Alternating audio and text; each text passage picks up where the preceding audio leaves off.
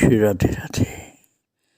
भक्तों, सामान्य मनुष्य को शरीर से इतनी ज़्यादा अस्मिता होती है, आसक्ति होती है कि वो शरीर को छोड़ना नहीं चाहता है।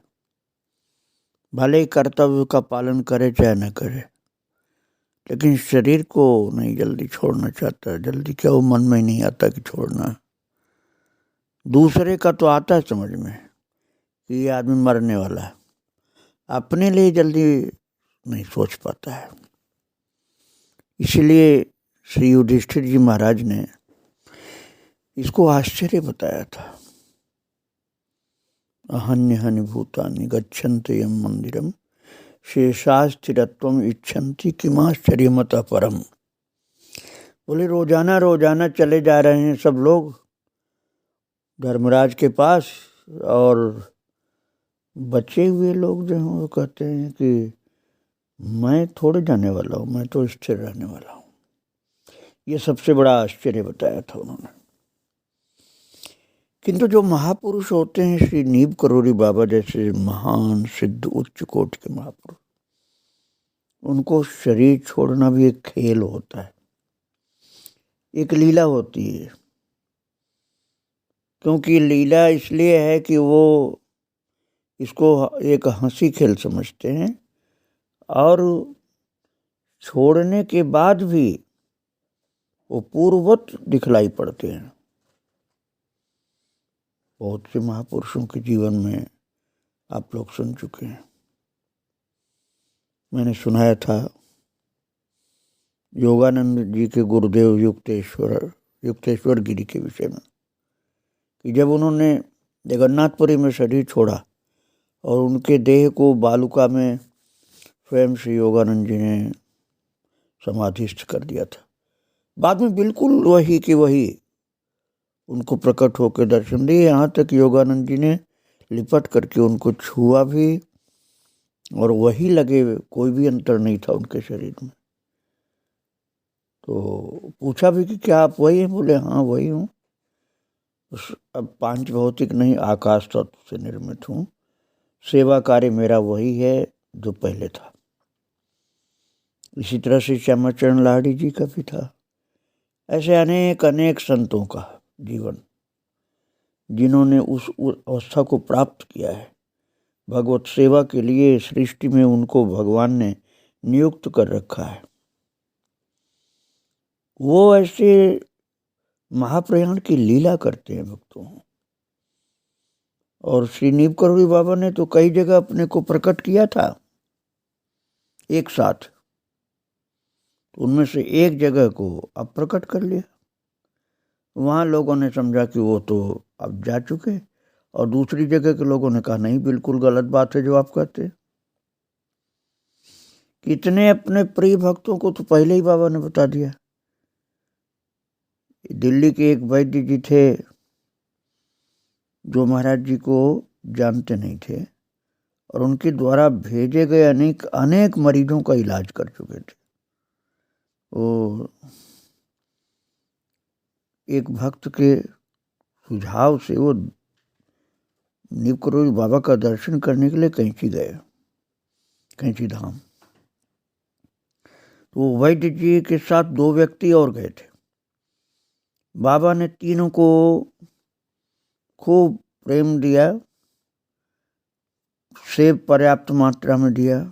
विदा करते समय वैद्य जी ने कुछ दिन आश्रम में रहने की अपनी इच्छा व्यक्त की। तो बाबा ने उस दिन उन नैनीताल में निवास कर दूसरे दिन प्रातःकाल सीधे दिल्ली वापस जाने का आदेश कर दिया।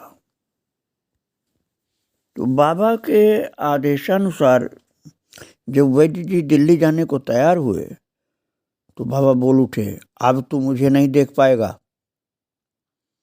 अब देखो, इसका दो अर्थ होता है भक्तों। तो जो वैद्य जी थे उन्होंने इसका आशय अपने ऊपर घटित किया। बाबा ने अपने लिए कहा था कि अब तू मुझे नहीं देख पाएगा, और वैद्य जी को भ्रांति हुई। इन वार्ताओं का आशय अपने ऊपर घटित किया और दिल्ली आकर वो समस्त लेन देन के कार्यों को पूरा करने लगे जल्दी जल्दी, कि शायद अब मेरा टाइम ख़त्म हो गया। इसलिए वो बाबा ने कह दिया अब तू मुझे नहीं देख पाएगा। वे समय पर तीर्थ यात्राएं भी कराए और अंतिम दिन की प्रतीक्षा करने लगे। एकाएक थोड़े ही दिन बाद उनको खबर मिली कि नीम करोली बाबा अब नहीं रहे। वे चकरा उठे, आश्चर्य में पड़ गए कि अरे मैंने तो उल्टा समझा था। बाबा ने मुझको कहा था कि अब तो मुझे नहीं देख पाएगा, तो मैंने समझा कि अब मैं रहूँगा नहीं तो कैसे देखूँगा, और यहाँ तो बात दूसरी हुई, बाबा ही चले गए। महाराज ऐसे संकेत बाबा ने बहुत लोगों को किया था, लेकिन हर कोई समझ नहीं पाता था। कोई कोई समझ पाते थे, बहुत कम लोग। कैंची के पूर्णानंद तिवारी जी के भविष्य के हित को देखते हुए बाबा ने अपनी महासमाधि के 2 माह पूर्व उत्तर प्रदेश परिवहन के एक अधिकारी से कहकर उनकी बदली 8 किलोमीटर दूर भवाली स्टेशन में करवा दी। तिवारी जी बदली चाहते नहीं थे। ये जान करके ये बदली बाबा के आदेश से हुई है तो बड़े दुखी हुए। बाबा ने उन्हें अपने पास बुलवाया और बोले बदली तेरी नहीं हमारी हुई है, अब हम अमरकंटक चले जाएंगे और तू हमसे कभी नहीं मिल पाएगा। तो ऐसे गंभीर रहस्य बाबा बोलते थे कि अब हम अमरकंटक चले जाएंगे और तू हमसे कभी नहीं मिल पाएगा। भक्तों, एक रूप से बाबा ने अमरकंटक में जन्म लिया, अर्थात प्राकट्य हुआ उनका। मुझे तो अमरकंटक के एक संत ने ला करके एक ऐसे ही तेजोमय संत का फोटो भी दिखाया था, लेकिन मैंने कोई प्रमाण नहीं माना उसको, इसलिए मैं उसको रखा नहीं। मैंने सोचा भाई पता नहीं ये सत्य है कि नहीं सत्य है, लेकिन वो बड़े भाव से विश्वास से दिखला रहे थे मुझको कि ये बाबा ही हैं। तो बाबा ने उनसे कहा था तिवारी जी से कि तू घबरा नहीं, तेरी बदली नहीं हुई, बदली मेरी हुई है। मैं अब अमरकंटक चला जाऊंगा और तू मुझसे कभी नहीं मिल पाएगा। उस समय मुस्कुराते हुए बाबा, अब देखो ऐसे संत जो है ऐसे टाइम पर दुखी नहीं होते, मुस्कुरा रहे थे बाबा और बोले कि छोड़कर इस कोट किले को, बदली हो गई और जिले को, आया है एक तार जरूरी, उसने कर दी है मजबूरी। बाबा ने अपने लिए कहा था भक्तों। तिवारी जी बाबा की वाणी के रहस्य को उस समय ठीक नहीं समझ पाए। 2 महीने बाद जब महाप्रयाण की खबर मिली तब समझे कि बाबा ऐसे क्यों बोल रहे थे। सबसे प्रेम करते हुए भी बाबा सदा निर्लिप्त रहते थे, क्योंकि वास्तविक प्रेम तो उनका भगवान से था। ये तो सेवा करने के लिए संसार में आए थे, तो जिनकी सेवा कर रहे थे उनको दुखी कैसे करें। इसलिए लोगों के प्रति उनकी आसक्ति नहीं थी, बिल्कुल भी लगाव नहीं था। बस दिखलाते थे व्यवहार में, किसी को दुख न हो, सेवा करनी है इनकी, इस भाव से वो प्रेम करते दिखलाई पड़ते थे। लेकिन अब वो किसी से दरबार से जाने को कहते ही नहीं थे। लोग स्वयं अनुमति प्राप्त करके जाते थे, क्योंकि अब ज्यादा बात नहीं करते थे लोगों से। एक भक्त अगस्त 1973 के अंतिम सप्ताह में कैंची गए हुए थे, तो 1 सितंबर को इलाहाबाद लौट करके आना था। बाबा सब कुछ जानते थे, उनसे कभी कुछ कहने की आवश्यकता होती नहीं थी। जब उस भक्त के पास एक ही दिन शेष रह गया और नैनीताल भी जाना था, तो लाचार होकर के बाबा से अब अनुमति मांगनी पड़ी उनको, भक्त को। पांडे जी एक थे, तो बाबा बड़ी प्यार भरी दृष्टि और भावपूर्ण आग्रह से बोले, अब कब आएगा? तो वो भक्त ने बिना कुछ सोचे समझे बोल दिया, बाबा जब आपकी आज्ञा होगी मैं फिर उपस्थित हो जाऊंगा। तो बाबा मधुर वाणी में बोले, कल आ जा। तो पांडे जी बाबा को नमन करके उसी समय नैनीताल को रवाना हुए और दूसरे दिन प्रातः काल ही कैंची पहुंच गए। उनका पूजन करके भंडारे में प्रसाद पाया। पांडे जी का नाम था रवि प्रकाश पांडे। तो बाबा ने किसी कार्य के लिए उनको बुलाया नहीं था, ये केवल उनकी कृपा थी, आने के लिए बोल दिया था। और जब जाने की अनुमति मांगी तो उनका संक्षिप्त उत्तर यही था, अभी बैठो। लगभग दिन के 2 बज चुके थे। एकाएक कई कारें आश्रम में प्रवेश द्वार पर आई और कुछ महानुभाव सेब की अनेक पेटियां लेकर बाबा के सम्मुख उपस्थित हुए। उन्हें विदा करने के बाद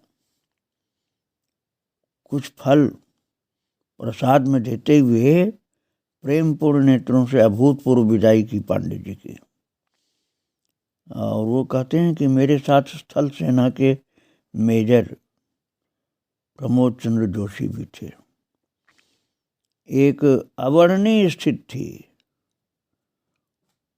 रवि प्रकाश जी का कहना है कि हम लोगों को उनके प्रेम के कारण होश नहीं था। हम लोग मौन हो उनका चिंतन करते हुए नैनीताल पहुंच गए। उस समय हम ये नहीं जान सके कि बाबा की हमारी लिए अंतिम विदाई थी, इसलिए इतना प्रेम से हमको विदा किया था।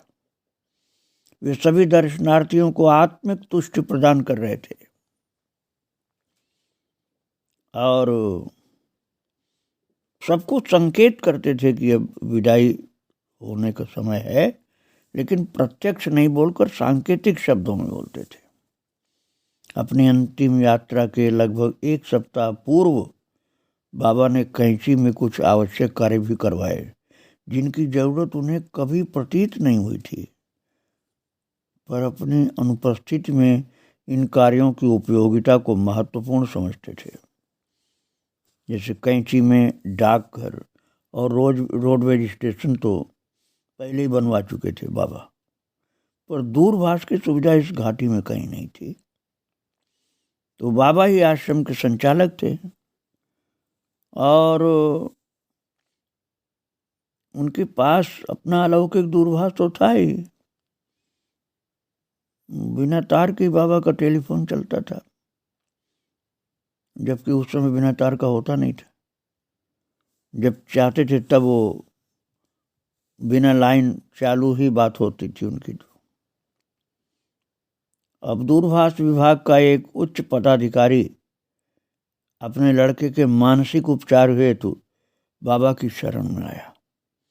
बाबा के पास अधिक समय था नहीं, तो उससे 24 घंटे में कैंची डाकघर में दूरभाष लगाने को कहा और पूर्ण आश्वासन दिया कि इस सेवा कार्य से हनुमान जी उसकी इच्छा पूरी कर देंगे।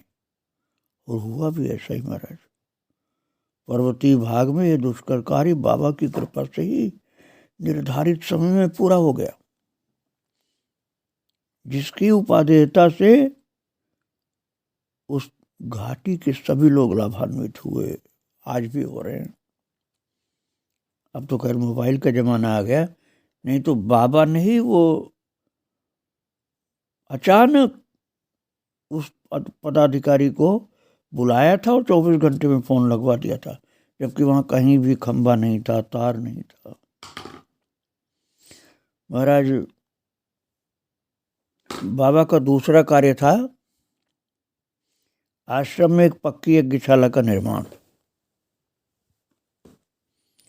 और कैंची में यज्ञ प्रतिवर्ष एक कच्ची यज्ञशाला में हुआ करता था। भक्तों, बाबा आने वाले समय में भक्तों को अवलंब देने के लिए, दूसरों के हित के लिए अर्थात भक्तों के कल्याण के लिए कार्य कर रहे थे।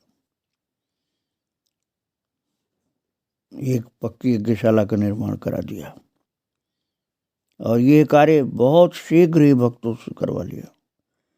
और 9 सितंबर को जब इसकी छत पड़ रही थी यज्ञशाला की, बाबा ने अपनी अंतिम यात्रा वहां से चालू कर दी। सितंबर 1973 की बात है भक्तों। उस प्रारंभिक दिन में कैंची पर्वतीय क्षेत्र में कुछ ठंडक बढ़ने लगी थी। एक और यज्ञशाला का निर्माण कार्य चल रहा था और इस कारण अनेक मजदूर आश्रम में रहते थे, प्रसाद पाते थे और दिन भर काम करते थे। आश्रम में निवास करने वालों में अनेक पुरुष और महिलाएं भी थी। अनेक विदेशी भी वहाँ निवास करते थे और बहुत संख्या में लोग, जिनमें विदेशी भी थे, नित्य प्रातःकाल ही नैनीताल से आ जाते और सायंकाल वापस चले जाते। इस प्रकार आने जाने का क्रम चलता रहता और कैंची में बहुत चहल पहल दिखलाई देती थी। तो श्री हुकुमचंद, जिन्हें प्रथम बार बाबा के दर्शन इस वर्ष के आरंभ में मद्रास में हुए थे, और श्री किशनलाल अरोरा आश्रम में बीमार पड़े थे। इस प्रकार एक दिन के बाद दूसरा दिन आता जा रहा था। बाबा सभी दर्शनार्थियों से बड़े प्रेम से मिलते और नित्य अपनी उंगलियों में 9 सितंबर तक के दिनों को गिन करके अपने जाने की तिथि को बताते थे। और इस अनोखे आचरण से सब लोग यही समझते थे कि जब आप स्वतः कह रहे हैं तो अवश्य अन्य दिनों की भांति ही जाएंगे। पर इससे दर्शनार्थियों की भीड़ नित्य बढ़ती जा रही थी। बाबा इन दिनों लोगों को सब प्रकार से स्वस्थ दिखाई दे रहे थे। बाबा के शरीर में कोई तकलीफ नहीं थी, कोई बीमारी नहीं थी। उनके मुखमंडल में प्रसन्नता छाई रहती थी और हास्य और विनोदपूर्ण वार्ता करते थे। उनकी दयालुता, उदारता, प्रेम और आत्मीयता जो सदा उनके स्वभाव में निहित थी, वही दिखलाई पड़ती थी। व्यवहार में प्रत्यक्ष हो रही थी ये सब। और सबसे कुशल क्षेम पूछते, सबको प्रसाद देते, उनकी इच्छा पूर्ति के लिए आशीर्वाद भी देते।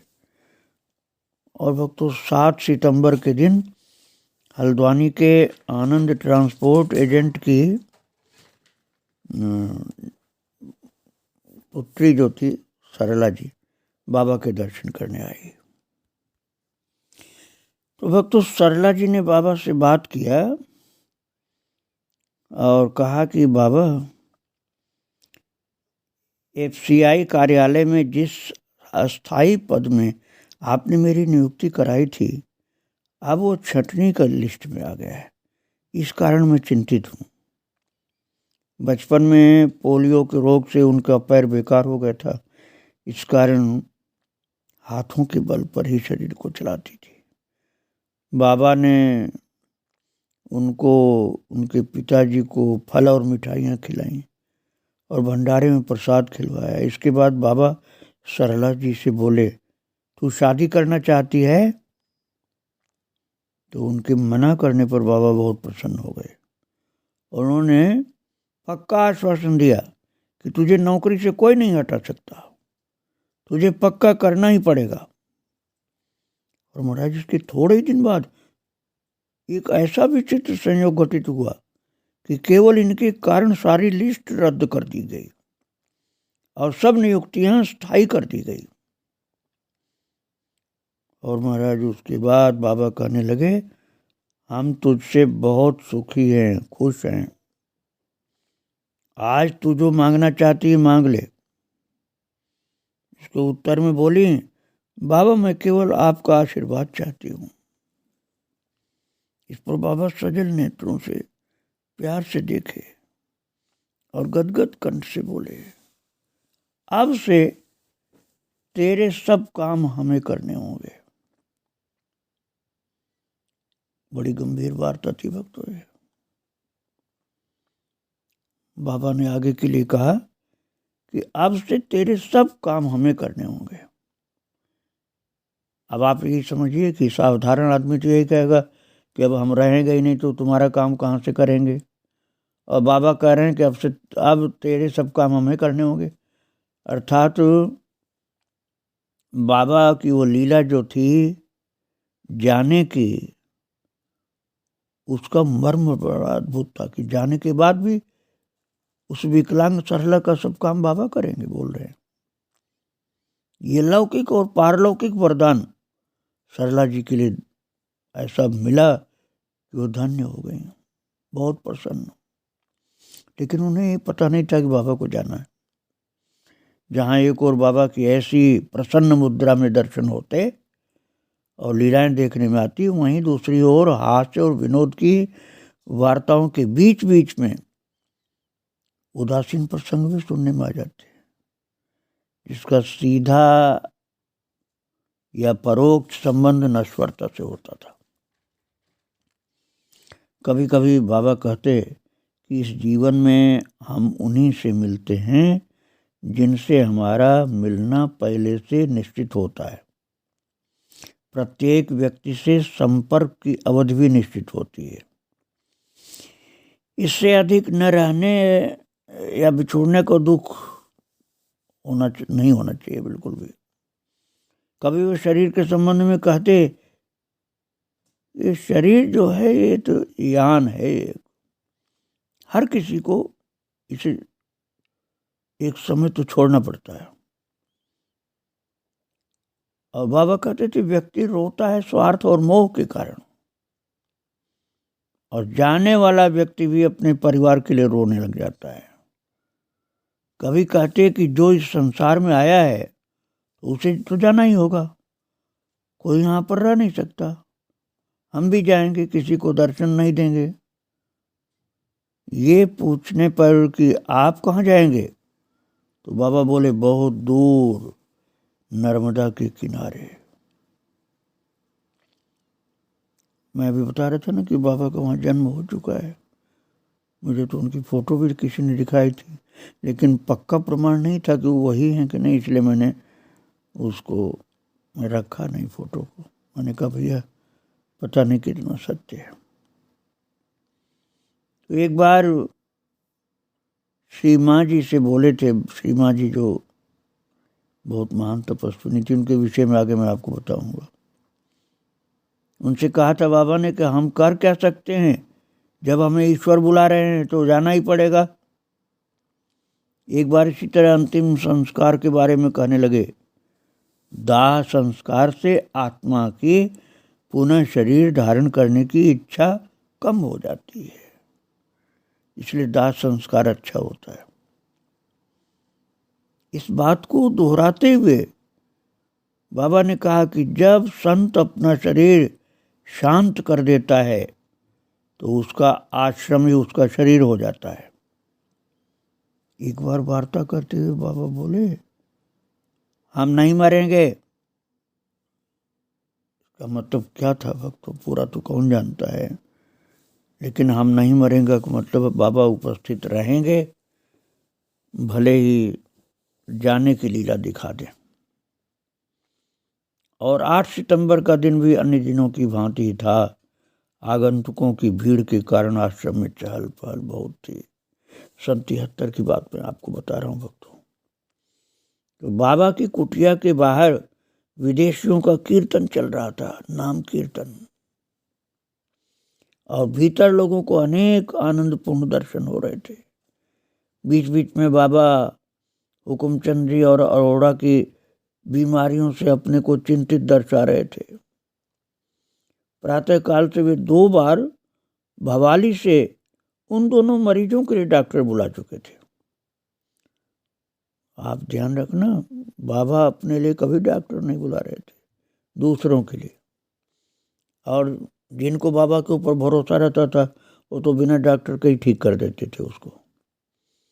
तीसरी बार नैनीताल से वे इन लोगों के लिए सिविल सर्जन बुला रहे थे और बाबा के लिए तो ये लीला थी। नैनीताल ये कह करके भेजा कि स्वयं बाबा को दिल की शिकायत हो रही, डॉक्टर मशीन लेता हुआ आवे। और इंदर जी जो मरीज था उनको सिविल सर्जन मिला नहीं तो और न मशीन ही। तो वे रात में 11 बजे तक इस खोज में भटकते रहे। अंत में कैंची लौट आए और इस बीच काम के करते हुए भी शाम तक आ गए थे और बाबा के दर्शनार्थ कैंची पहुँचे ये लोग। बाबा ने उनसे भी बीमारों के लिए भवाली से पुनः डॉक्टर बुलाने के लिए कहा। भक्तों, बाबा ने तो खेल खेल में ही कह दिया था कि दिल की शिकायत हमको है, लेकिन डॉक्टर ने देखा तो कोई बीमारी बाबा को नहीं थी। वो बोला, बाबा आपको तो कोई भी बीमारी नहीं, आप तो पूर्ण स्वस्थ हैं और जिनका इलाज कराना है उनके लिए हम लोग आए हैं। तो हमको तो आपने अपने लिए तो बुलाया नहीं, वो कह दिया था, लेकिन बीमारी आपको कुछ भी नहीं है। वो लीला है भक्तों, बाबा की लीला है, उसका पूरा अर्थ समझ में नहीं आ सकता है। बाबा के विषय में आगे मैं आपको बताऊंगा कि ये लीला बाबा कर रहे हैं और कुछ नहीं, सबको भक्ति में, राम नाम कीर्तन में लगाना चाहते हैं। और वो राम नाम कीर्तन में, भगवान की भक्ति में, हनुमान जी की सेवा में लगाने के लिए ऐसी लीलाएं कर रहे थे, जिसको आप फिर श्रवण करेंगे। आज बाबा को प्रणाम करके विराम दे रहा हूँ। श्री राधे राधे, जय श्री राधे राधे।